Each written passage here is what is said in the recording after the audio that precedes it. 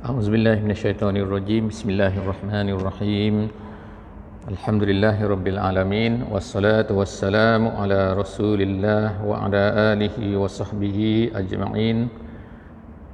InsyaAllah kita sama-sama mulakan majlis ilmu kita pada malam ini dengan sama-sama kita membaca surah Al-Fatihah. A'udzubillahi minasyaitonirrajim. Bismillahirrahmanirrahim. Alhamdulillahi rabbil alamin arrahmanir rahim maliki yaumiddin iyyaka na'budu wa iyyaka nasta'in ihdinas siratal mustaqim siratal ladzina an'amta 'alaihim ghairil maghdubi 'alaihim waladdallin amin amin amin amin ya rabbal alamin. Yang saya kasihi Tuan Imam, yang saya kasihi juga Tuan Bilal kita, dan seterusnya ahli jemaah muslimin dan muslimat yang dikasihi Allah, tetamu-tetamu Allah Subhanahu wa taala. Alhamdulillah, bersyukur pada Allah Subhanahu wa taala, pada malam ini Allah Subhanahu wa taala beri kesempatan kepada kita sekali lagi berada dalam majlis ilmu, berkumpul di dalam masjid rumah Allah Subhanahu wa taala ini. Alhamdulillah, pada malam ini kita akan sambung perbincangan kita tentang kisah nabi-nabi daripada Al-Quran. Jadi kalau diikutkan dalam poster, pada malam ini adalah sesi saya tentang tajuk ini, berkenaan dengan tajuk ini kali yang ke-11.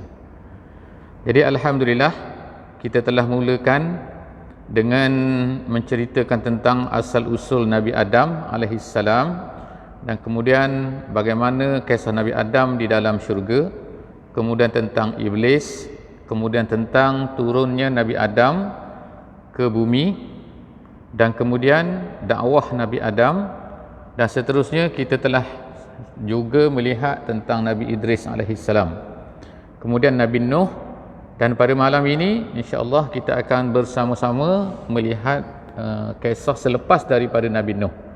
Kita akan masuk juga insya-Allah tentang Nabi Hud alaihissalam.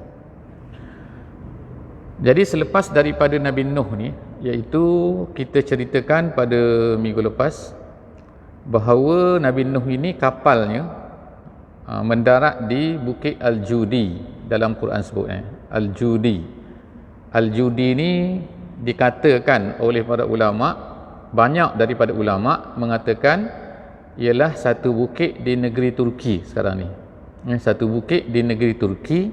Bukit tu nama dia Ararat, nama dia Ararat. Itu bukit, antara bukit tertinggi, terletak di antara utara negeri Iraq, sebelah timur negara Turki, utara negeri Syria. Itu bukit tu. Jadi bukit ni tinggi. Oleh kerana dia tinggi, maka sentiasalah ada salji atas bukit tu. Jadi oleh kerana ada salji, sangat sejuk, jadi orang jarang-jarang naik atas bukit tu. Tiba-tiba beberapa tahun lepas, adalah orang putih lah ni, kerja panjat bukit tu, mencari guna satelit. Akhirnya dia kata jumpa rangka kapal Nabi Nuh ni di atas bukit Ararat tu. Wallahu a'lam bisawab, betul salah ke tak termasuk dalam i'tiqad. Nak percaya boleh, tak percaya boleh, nak tengok gambar tengok dalam internet. Ada kapal tu. Kemudian ada pula dipanggil pakar-pakar daripada Jepun, korek sana korek sini, dia kata jumpa kayu di tempat tu. Kayu tu beribu-ribu tahun dulu, kayu tu kata. Kayu tu kayu kapal. Wallahu a'lam bisawab, betul tak betul wallahu a'lam. Percaya boleh, tak percaya boleh. Tak jadi i'tiqad. Tak percaya tak jadi kafir. Insya-Allah tu bukan akidah. Jadi tapi memang dalam Quran sebut judi. Tapi di manakah judi? Wallahu a'lam. Tapi selepas daripada tu, anak Nabi Nuh ni, anak Nabi Nuh kita sebutkan, Nabi Nuh ni mak ayah dia beriman. Jadi sebab ada dalam Quran sebut wali walidayya, dia doa anak ayah dia diminta ampun oleh Nabi Nuh. Ayah dia, mak dia, indung dia.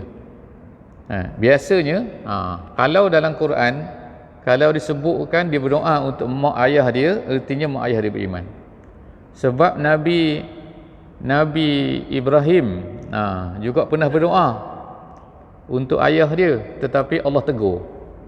Allah tegur Nabi Ibrahim, tak boleh apa? Tak boleh doa kalau mak ayah tidak beriman. Jadi Nabi Nuh ni, mak ayah dia dikatakan dalam buku-buku sejarah Islam, dalam buku sirah Nabi-Nabi, bahawa dia termasuk dalam orang yang beriman. Jadi berada dalam kapal tu sekali. Kita sebut hari itu semua yang berada dalam kapal tu ialah tak ramai. Tak ramai ni berapa ramai? Ada kata 30, ada kata 40. Tu semua adalah riwayat-riwayat daripada Bani Israel. Tak termasuk juga dalam akidah. Nak beriman berapa, tak nak beriman berapa, nak percaya tak nak percaya, terpulang. Tapi sedikit. Yang mati tu lebih ramai. Termasuk yang mati ni ialah salah seorang daripada anak Nabi Nuh. Yang tu confirm dalam Quran. Yang dia nak pergi, diajak oleh Nabi Nuh naik kapal, dia tak mau. Dia kata, aku nak pergi ke bukit sana, aku boleh berenang ke bukit sana. Tiba-tiba datang ombak yang besar, kemudian dia mati. Nabi Nuh sedih. Ini kita cerita minggu lepas. Nabi Nuh sedih, kemudian Nabi Nuh berdoa kepada Allah. Nabi Nuh kata, innahu min ahli. Nabi Nuh kata, dia ni daripada ahli. Ahli ni maknanya family ku, ya Allah. Dia ni dah mati, macam mana ni? Allah kata tak ada. Allah Ta'ala berkata, innahu laisa min ahlik. Allah Ta'ala kata, dia bukan family kamu. Jadi ulama kata di sini ialah keluarga tak keluarga ni bukanlah nombor satunya, bukannya disebabkan oleh keturunan darah. Maknanya kalaulah kita ni keturunan orang ni, keturunan ni ayah kita, ni anak kita dan sebagainya, kalau dia tidak beriman, putuslah. Jadi sebab tu kalau seorang tu beriman, seorang tak beriman, maka tak boleh mewarisi pusaka. Dalam Islam dia macam tu. Itu jadi anak Nabi Nuh ni ada 4 orang disebutkan oleh ulama-ulama sejarah. Dia kata yang pertama nama dia Yafis. Yang kedua nama dia Sam. Orang panggil Sam ke Sam ke tak tahulah. Tapi dalam bahasa Arabnya Sam gitu. Orang putih panggil Sam. Kemudian yang ketiganya nama dia Ham. Orang putih panggil, orang Arab panggil Ham gitu. Ha alif mim. Orang putih panggil Ham. Tak tahulah kan mana betul. Betul Arab lah kot Ham. Yang ketiga nama dia Kanaan. Yang keempat nama dia Kanaan. Jadi yang mana di antara 4 orang tu yang mati tadi tu, yang mati lemas tu, yang tak nak ikut Nabi Nuh alaihi salam, ialah yang Kanaan tu, yang terakhir. Jadi tak adalah keturunan dia, tak ada. Jadi akhirnya Nabi Nuh ni tinggallah keturunan dia 3 saja, 3 orang anak saja. Daripada ni lah ulama-ulama sejarah kata lahirnya 3 keturunan manusia. Jadi manusia semua atas dunia ni, tak kiralah orang apa, dia kata adalah daripada tiga ni. 3 apa ni? 3 anak Nabi Nuh ni. Yang pertama Yafis. Yafis ni lahir apa? Jadi dia kata ulama-ulama buat kajian ni, bukan saya ni buat kajian DNA ni, bukan DNA ni kena cocok. Ada ulama-ulama saintis sekarang ni, dia memang pakar bahagian ni kan. Dia cocok sini, dia kata ni ada berapa peratus. Nanti dia cocok kita nanti kan, dia ambil pula sel kita ni, dia tengok, dia kata ustaz ni ada berapa ni? 10% apa ni daripada Thailand mungkin, dia kata nanti ni daripada ni, macam-macam lah. Tapi secara besarnya ni disebutkan oleh ulama-ulama dalam kitab sejarah-sejarah Islam sejak dahulu kala lagi ni, bukan baru ni, iaitu sebagaimana disebutkan oleh Ibnu Katsir dalam Al-Bidayah wan Nihayah. Disebut macam ni, dia kata daripada 3 orang anak Nabi Nuh ni, yang pertama Yafis ni lahirlah keturunan dipanggil Ar-Rumi. Itu disebutkan oleh hadis Nabi sallallahu alaihi wasallam, dalam hadis diriwayatkan oleh Imam Ahmad. Dia kata lahirnya Ar-Rumi. Ar-Rumi itu artinya ialah orang Eropah sekarang ni. Rumi, bila sebut Rumi tu maknanya Eropah. Eropah ni apa? Itulah daripada atas sekali tu Skandinavia kan, Norway ke, Poland ke, Sweden ke, turun situ orang Perancis ke, orang Jerman ke, orang Belgium ke, orang semua-semua tu, orang Spanyol ke, semua tu adalah nama dia orang Ar-Rumi, orang Eropah. Yang kedua, lahirlah anak dia ni daripada keturunan Sam ni, Samun, lahirlah keturunan apa? Arab, orang Yahudi dan juga orang-orang yang di sebelah timur. Di sebelah timur ni orang apa? Iaitu orang utara India, bukan orang India utara India. Utara India ni macam Kashmir, macam Mongol, macam China. Kemudian dia kata manusia-manusia ni telah merayap lagi, pergi ke sebelah Rusia tu. Kemudian dia ada dekat di antara Rusia dengan Amerika tu, dia bersambung sikit atas tu kalau tengok peta. Dia ada Alaska situ. Jadi dia seberang situ, dia pergi ke Amerika. Dia jadi Red Indian. Tu. Jadi daripada Red Indian tu dia turun ke Mexico. Dia turun lagi, turun sampailah ke Andes di Amerika Selatan. Jadi lahirlah keturunan orang Amazon, orang apa tu, yang muka-muka tu macam muka-muka kita tu, muka Melayu tu, orang Amazon. Kawasan-kawasan tu.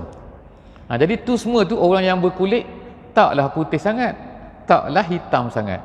Gitu kata. Taklah gelap sangat, taklah cerah sangat. Macam kita lah kot.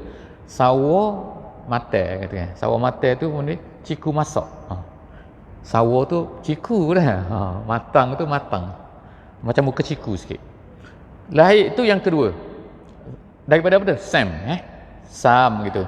Yang ketiga, anak Nabi Nuh ni ialah nama dia Ham. Orang putih panggil Ham. Daripada situ lahirlah orang yang berketurunan yang gelap-gelap sikit, dia kata. Itu orang Afrika, orang India Selatan. Minta maaf lah orang India, dia kata gelap je orang dia sebut. Saya. Jadi maknanya lahirkan keturunan yang putih, iaitu seperti orang-orang Eropah. Yang kuning-kuning sikit seperti orang Asia. Lepas tu yang gelap-gelap sikit dia kata orang Afrika, dia kata. Itu daripada keturunan Ham, dia kata. Jadi sekarang ni kalau orang Yahudi, dia ada sebut, dia kata anti-Semitic. Tu. Anti-Semitic itu artinya orang Sam lah tu. Padahal sebenarnya orang Arab pun Semitic juga sebenarnya. Kita pun Semitic juga. Gitu kan. Anti-Semitic. Dah tahulah ni orang Yahudi punya cerita kan. Jadi tu nak ceritanya sejarah anak-anak Nabi Nuh alaihi salam. Ada satu kelompok daripada anak Nabi Nuh ni, dia turun. Nabi Nuh ni dia kalau tengok peta, dia ni kawasan Iraq, utara Iraq. Banjir besar tu bermula di situ pada zaman tu. Dan manusia pada zaman tu pun berarea situ. Kemudian merayap-rayaplah turun mereka ni, satu kumpulan ikut tanah Arab tu, Arab Saudi tu, macam tu kan peta dia. Dia merayap-rayap turun. Dia melalui Bahrain, melalui Kuwait, melalui sekarang lah ni. Sekarang nama dulu tak ada tu. Dia turun sampailah ke satu kawasan padang pasir. Di antara negeri Oman sekarang ni dengan negeri Hadramaut. Gitu kan. Hadramaut ni dia ni kalau peta macam tu, Hadramaut ni ialah negeri Yaman. Yaman ni ialah selatan Arab Saudi lah sekarang ni. Selatan Arab Saudi. Jadi negeri Yaman ini dia panjang. Ujung sebelah sana saya tak tahu, hujung sebelah sana saya ni sebelah sana tengok ni, ujung sebelah sini Eden Son'a itu. Yang sebelah sini ni iaitu kawasan sebelah Oman tu nama dia Hadramaut nama dia. Hadramaut ni artinya ialah hadir mati maknanya. Nak mati tu maknanya. Kawasan tu kawasan Hadramaut. Kawasan Hadramaut ni ialah kawasan yang kuat mazhab Syafi'i. Jadi dikatakan bahawa Islam kita ni di Asia Tenggara ni dapat Islam daripada kawasan tu. Sebab itulah kita ni pakai kain apa benda? Kain pulikat kain tu lah, kain yang belang-belang tu, pakai kain tu. Dan orang Yaman sampai sekarang pakai kain lagi. Kita dah tak pakai kain sikit dah, pakai seluar kan. Dia masih pakai kain lagi. Itu teori lah, teori kedatangan Islam. Wallahu a'lam bissawab. Tapi kerana apa? Contoh yang ulama-ulama kata, kita di kawasan kita ni masih lagi banyak menggunakan contohnya kan, berzanji contohnya kan. Tu benda-benda tu diamalkan di Hadramaut. Kawasan Hadramaut itulah ada yang dinamakan sebagai orang ni, iaitu orang Ad. Kaum Ad ni yang kita nak cerita pada malam ni. Nabinya ialah Nabi Hud alaihi salam. Jadi bila sampai ke kawasan tu, dia ada cerita sikit macam mana bahasa-bahasa ni boleh lahir kan. Bahasa dia kata anak Nabi Nuh ni, anak-anak Nabi Nuh ni dulunya di satu tempat, dia duduk di Iraq, kawasan Iraq. Tiba-tiba satu hari tu dia tak boleh sebut. Dia kata, aku sebut jadi lain, kau sebut lain. Apa pasal ni? Sebut lain. Akhirnya orang yang sebut sama pergi duduk sama, orang sebut sama. Jadilah nama dia situ bahasa. Jadi Allah Ta'ala nak jadikan mereka ni berbahasa berbeza-beza. Lahirlah daripada situ satu kumpulan yang mana berbahasa Arab. Tu. Yang berbahasa Arab inilah yang dikatakan sebagai kaum Ad ni. Jadi mereka pun duduk di kawasan padang pasir itu bermulalah bahasa Arab. Jadi bahasa Arab ni bermula daripada kaum Ad. Gitu. Ad ni ialah orang Arab. Bahasa dia bahasa Arab, dan Nabi dia iaitu Nabi Hud alaihissalam bercakap bahasa Arab. Jadi Ad ni berasal daripada apa? Berasal daripada perkataan ada. Ad gitu. Ada dalam bahasa Arab arti ada yang udu maknanya kembali maknanya. Kembali. Kalau Hud pula mana apa Hud? Hud ni maksudnya ialah orang yang raja'ah, iaitu orang yang bertaubat kepada Allah Subhanahu Wa Taala. Hud, perkataan Hud tu dalam bahasa Arab. Jadi mereka ni mula-mula sekali bila sampai ke kawasan tu, mereka tengok apa? Kawasan tu subur, dia kata. Dia padang pasir, tapi tengok-tengok ada air, ada apa semua, jadi subur. Subur, dia kata kita tinggal di sinilah. Kawasan tu sekarang ni iaitu terletak di antara sempadan 3 negara. Sekarang lah zaman moden ni, iaitu negara Oman, negara Yaman, Hadramaut, dan negara Arab Saudi, kawasan tu. Tapi orang cari sampai sekarang ni tak jumpa exact tempat dia di mana. Tapi kubur Nabi Hud ada, orang jumpa. Itu cerita lah wallahu a'lam, tak wajib percaya itu bukan akidah juga saya sebut Jadi mereka bila sampai di situ, mereka ni beriman, elok, tak ada masalah. Makna beriman, tapi lama kelamaan ulama-ulama sejarah cerita syaitan ni tidak duduk diam. Maknanya dia tak menyerah lah, mana kita katakan. Syaitan ni dah janji dah, iblis ketua dia tu dah berjanji dengan Allah Subhanahu Wa Taala, aku tak akan menyerah, aku akan sesatkan anak Adam sampai hari kiamat. Jadi bila kaum ni sampai di sini, dia startlah kerja dia. Kerja dia apa? Kerja dia menyesatkan kaum Ad. Sesat apa dia yang disesatkan? Menyembah berhala lah, of course. Tapi apa lagi masalah dia? Masalah besarnya insya-Allah kita akan tengok nanti. Jadi dia ni dalam Quran, kumpulan Ad ini, dia duduk di satu tempat, nama dia ialah Ahqaf. Ada satu surah dalam Quran nama dia Ahqaf. Ahqaf. Surah Ahqaf. Ahqaf tu artinya ialah hikfun, daripada perkataan hikfun. Artinya ialah satu tempat yang orang panggil apa tu macam tu. Sengit, siring, apa benda nak tahu sini bahasa apa pun. Apa sini? Macam tu, dia macam tu. Dia macam tu. Dia bukan macam tu. Dia macam tu. Macam 45 darjah macam tu. 50 darjah, apa panggil apa? Wallahu a'lam. Tapi macam itulah. Itu nama dia hikfun tu. Jadi bila dalam Quran sebut hikfun, ahqaf, jamak dia, plural dia ahqaf, artinya apa? Satu tempat yang mana tanah dia macam tu. Apa dia tanah macam tu? Jadi tengok-tengok apa sebenarnya tanah macam tu ialah padang pasir yang bertanah macam tu. Gitu. Memang padang pasir kalau kita tengok dia macam tu. Lepas tu yang kedua, sifat dia ialah dia ni berpasir.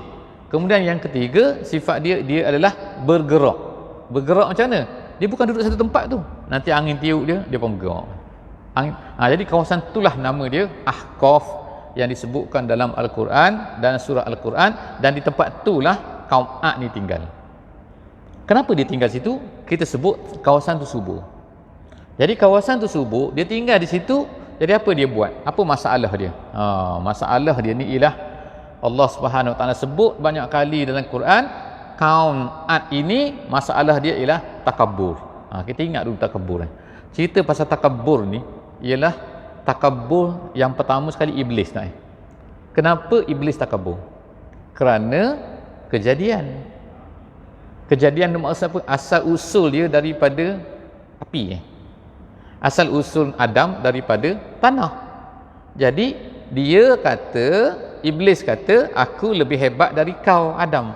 Kenapa aku mesti sembah kau? Walaupun yang suruh tu, perintah tu ialah Allah, aku tak nak ikut. Sebab apa? Aku lebih mulia daripada kau. Jadi sebab tu dia takabur, aba wastakbara. Dalam Quran kata, fakana minal kafirin. Lalu jadi kafir. kerana takabur. Kaun ni surat ni, kaun apa ni, kaun Ad ni pun perangai dia sama. Syaitan pujuk dia, akhirnya dia pun jadi kaya, dia pun jadi mewah, dan dikatakan dalam Quran sebut alam tara kaifa fa'ala rabbuka bi'ad. Itu surah Al-Fajr, surah juz 30. Allah Ta'ala sebut, apakah kamu tidak melihat bagaimana Tuhan telah buat kepada Ad, kaum Ad ni, iramazatil imad. Allah Ta'ala sebut tu, mereka ni apa? Mereka ni Iram ni ialah keturunan mereka. Mereka ni berasal daripada keturunan Iram. Zatil imad, imad ni makna tiang tinggi, tiang besar.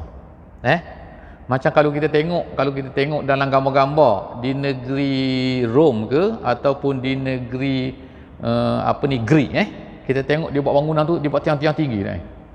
Tiang tu bukan untuk apa, tiang saja dia buat bangunan tinggi. Kita ni buat masjid. Dia ni buat tiang tinggi-tinggi tu, itu nama dia Zatil Imad. Kaum Ad ni kegemaran dia ialah dia buat imad tinggi-tinggi. Dia buat tiang tinggi-tinggi. Di mana dia buat tu? Allah Ta'ala sebut nanti lepas ni, allati lam yukhlaq misluha fil bilad, yang tak pernah orang buat sepertinya dalam mana-mana negeri. Itu kehebatan dia. Macam mana detail dia kita akan tengoklah nanti, tak lama lagi insya-Allah. Bila dia ni? Dia ni kalau diikut zamannya ialah 2300 ataupun 2400 tahun sebelum daripada Nabi Isa alaihi salam. Jadi manusia pada masa tu, dia ni hidupnya biasanya ialah 100 lebih.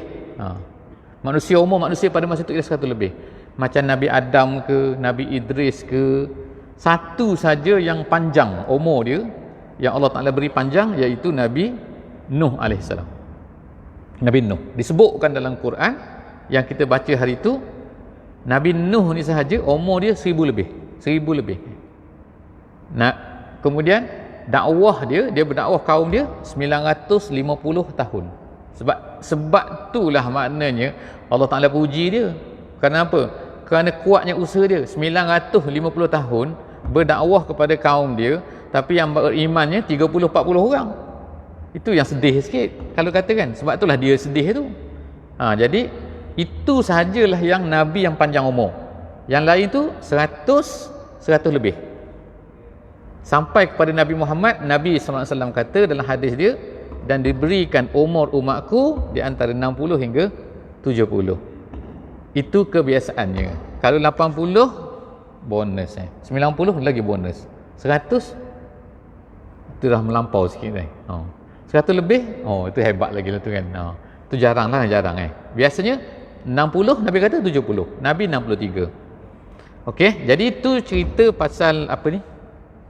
Pasal nabi-nabi tu. Jadi kita tengok sekarang ni, insya-Allah kita tengok pula tentang apa ni? Kaum Nabi Ad pula. Kaum Nabi Ad. Kaum Nabi Hud ini yang bernama Ad ni. Jadi yang pertama sekali disebutkan kisah Nabi Hud ni dalam Quran sangat banyak. Banyak kali maknanya. Dia bukan sekali. Kalau kisah Nabi Yusuf sebagai contohnya disebutkan dalam Quran dalam 2 surah saja. Yang pertama surah Yusuf. Yang lain tu dia sebut sekali macam tu dia. Disebut sepintas lalu. Yang paling panjang dalam kisah Nabi Yusuf. Kisah surah Yusuf. Surah Yusuf ni cerita special kan. Sebab apa? Lain sikit kisah Nabi Yusuf dalam Quran dia lain daripada kisah-kisah nabi-nabi yang lain. Apa beza dia? Beza dia, kalau kisah nabi-nabi lain, pengakhiran dia, ending ni. End of the story tu ialah semua kena binasa oleh Allah Ta'ala. Semua kena seksa, semua kena hapus oleh Allah Ta'ala. Nabi Nuh semua tak ada. Nabi Hud tak ada. Nabi Soleh semua kena hancur.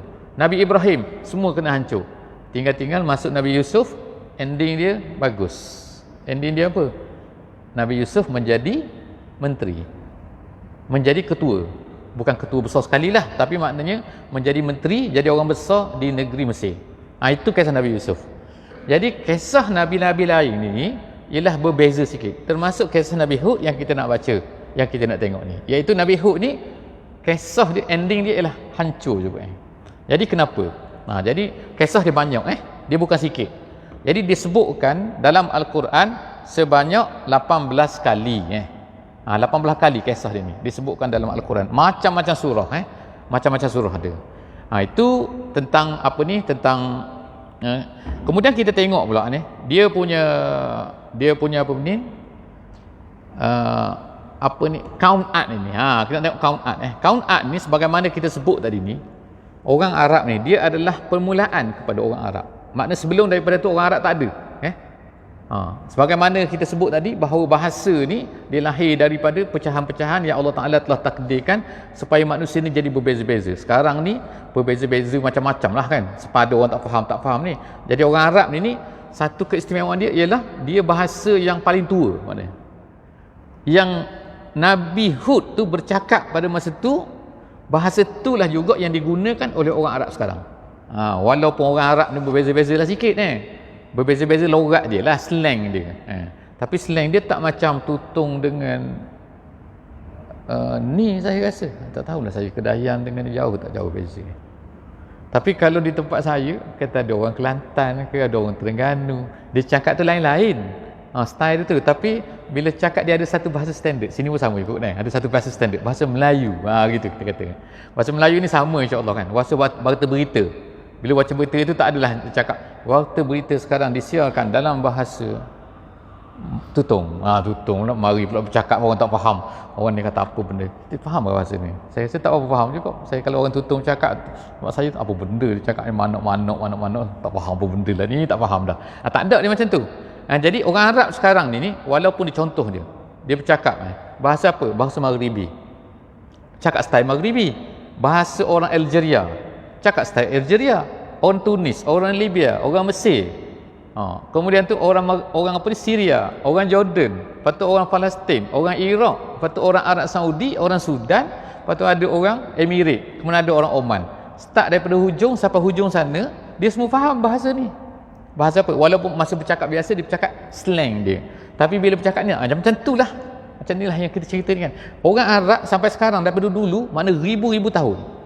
Kalau bahasa Inggeris tak ada lah, hancur. Saya rasa tak ada. Bahasa Inggeris asalnya dulu bahasa Latin. Daripada bahasa Latin tu, sebelum daripada bahasa Latin tu bahasa apa tak tahu. Jadi keluarlah Jerman lah, keluar Perancis lah, keluar Spanyol, keluar ni. Itu dia keluar macam tu. Arab tak ada. Dia macam tu lah dulu macam. Jadi maknanya apa? Beribu tahun. Zaman Nabi dengan kita ni 1400 tahun. Zaman Nabi dengan zaman Nabi Isa 500 tahun. Daripada zaman Nabi Isa kepada zaman Nabi Count Art ini ialah 2400 tahun, 2500 tahun. Jadi maknanya berapa? Campur semua ada 3000, 4000 tahun dah. Itu menurut setengah ulama lah. Setengah ulama kata lagi lama. Jadi maknanya ribu-ribu tahun bahasa Arab itu tak sama juga.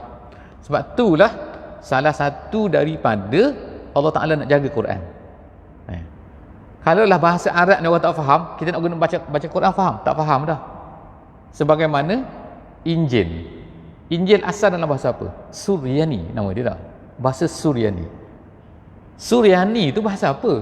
Kita pun tak tahu sekarang ni. Ada tapi ada beberapa tempat atas dunia ni yang masih bercakap guna bahasa Suryani itu. Bahasa Suryani itu bahasa daripada Hermetik. Hermetik itu bahasa zaman dulu tu. Orang tak faham dah, tulisan dia orang tak faham dah. Jadi sebab itulah Injil tak ada lah yang original. Yang original dah tukar jadi bahasa Inggeris. Jadi bahasa Inggeris pula tak tahulah kan. Terjemah sana ikut jadi habis. Rosak semula kan. Maknanya tak ada bahasa asal. Quran bahasa asal. Itu salah satu daripada Allah Ta'ala jaga bahasa Quran. Jadi Allah Ta'ala jaga bahasa Arab, itu menunjukkan bahawa Allah Ta'ala tu nak jaga Quran tu. Jadi sampailah ke sini dia kata Arab ni lalu Arab ni ada dua kaum yang dihancurkan oleh Allah Ta'ala yang disebutkan dalam Quran berulang kali. Yang pertama sekali kaum Ad. Yang kedua nama dia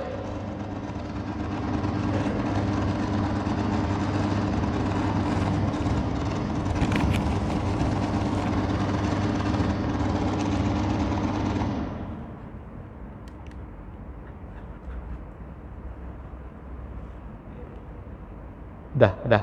Okey. Yang keduanya ialah kaum Samud tu ingat Yang pertama Ad. Kalau Ad tu di negeri Hadramaut tadi. Nabi dia Hud. Satu lagi kaum, iaitu kaum Samud. Kaum Samud tu Nabi dia ialah soleh.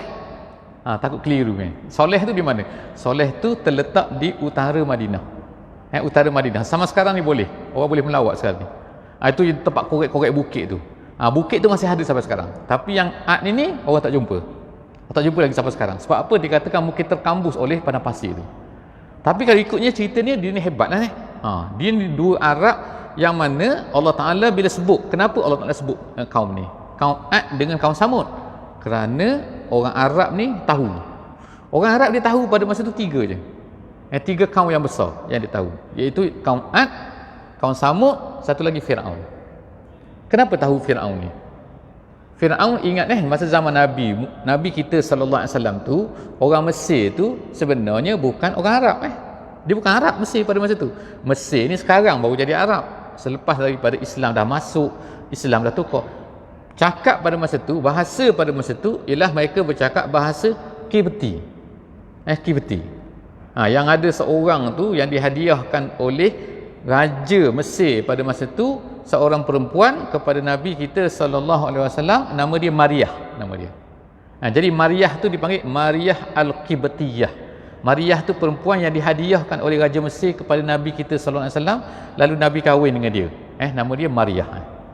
Jadi bahasa dia Qibti pada masa tu, bukan Arab. Tapi oleh kerana Mesir pada masa tu sering orang Arab pergi juga. Orang Arab pergi melawat situ. Sebab pergi berniaga dan sebagainya. Dan di Mesir ni ada satu benda yang tak padam-padam sejak daripada dulu sampai sekarang, iaitu apa? Piramid. Jadi piramid itu orang tengok. Jadi bila orang tengok piramid tu, orang tahu apa piramid ni. Piramid ni ialah Fir'aun lah. Jadi orang Arab, bagi orang Arab dia tiga yang dia tahu, iaitu yang pertama sekali Ad, yang kedua sekali Samud, dan yang ketiga ialah Fir'aun. Jadi itu tiga-tiga benda lah yang disebutkan oleh dalam Quran, yang banyak kali kita akan jumpa.